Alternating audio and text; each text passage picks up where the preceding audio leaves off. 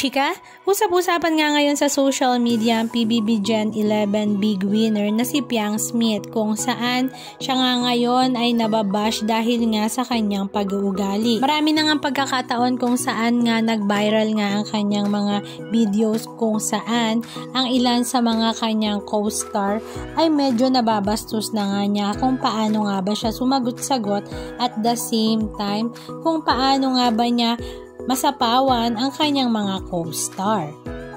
Ang unang-una na nga sa listahan ay ang concert king na si Mr. Martin Rivera, kung saan napakomment nga ito ng "Where did you get this girl?" dahil wala nga man lang siyang ka-idea kung sino nga ba ang kanyang ini-interview at sino nga ba ang kanyang mini-mention na Paps Fernandez. Sumunod naman ay nang mag-guest nga si Papa P. Piolo Pascual sa backstage ng ASAP, kung saan naroroon naman si Piang at talaga namang panay sabat at hindi na nga makasingit si Papa P sa pagsagot-sagot sa mga interviews. Kaya naman napatanong ito ng ano yan.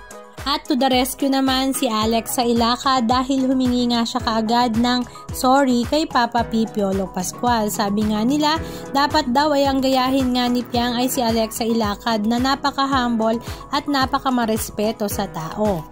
Ang sumunod namang kanyang nabastos ay ang kanyang kapwa ka-PBB Gen 11 na si Ding Dong Bahan, dahil habang nga nagsasalita nga ito ay talaga namang kung ano-ano ang ginagawang make face ni Piang at pinahiran pa nga niya ng laway sa mukha si Ding Dong na talaga namang hindi na ito rumispeto sa ini-interview. Dumagdag pa nga ang issue ni Piang kung paano nga niya sagutin kung bakit nga daw ba very unique ang kanilang batch sa PBB, at sabi nga niya, kahit ilang batch pa yan, walang makakatalo sa batch namin. Hello Gen 11, breaking highest, hello. Kaya naman medyo maraming ang nairita sa pagsagot niyang ito, isa na nga dyan si Pokwang. Sa kanyang latest post, sabi nga niya, "My God, Iha, 21 years na ako sa showbiz at ang sikreto, be humble, Iha. Yan muna ang pag-aralan.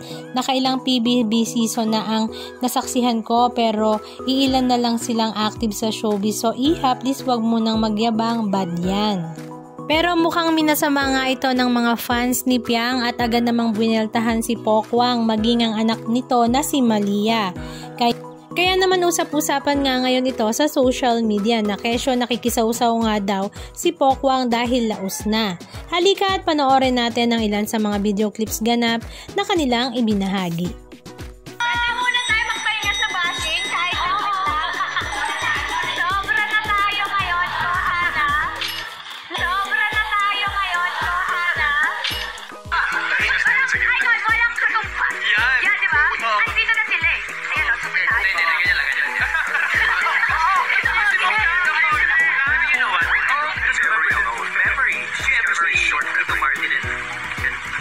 Pops naman. You're not even born. When did you see them together? Oh! Do you even know who Pops is? Oh my God! That's so famous here in the Philippines. Oh, you're absolutely right. She's the concert queen. Yeah. Yes! The concert king. Yes, exactly. Good thing we have a television. Oh my God, actually, Ita-text niya sa'yo. oh, i-text ko na lang. Gusto niyo pa na dito? Parang Oh, dito lang. ikaw, Emilio, ano sa'yo? Jency ka pa ba? Ay, sorry. You know that. Diba, hindi ka naman si Jency? Do you know that he made my day wrong? Ay, ganun dapat kaingat. Ano yan? Ano yan? Ano ka ba? Ano ba dito? Ingat kasi me. Oo. Nakakailang buwan. Maraming salamat po. Una-una dun sa kay Lord talaga na nagbigay sa amin ng opportunity na mapabilang dito. Second, dun sa mga supporters namin in general of all the PBB Gen 11.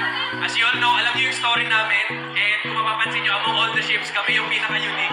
Pero yung kwento namin, kwento yun ng bawat isa na meron tayong pinaglalaban in life na gusto lang naman natin mahaling tao. Alam mo, kahit ilang batch pa yan, walang makakatalo sa batch namin. That's hello, Gen 11. Breaking highest, hello. Joke lang, hindi. Kaya walang makakatalo sa batch namin kasi lahat kami very genuine, very authentic. Akala ka namin, di ba, walang nanonood, kaya ganun yung mga ugali namin. Magpasensya nila. Wala kami kaalam-alam na, wow, wala namin edit, salamat.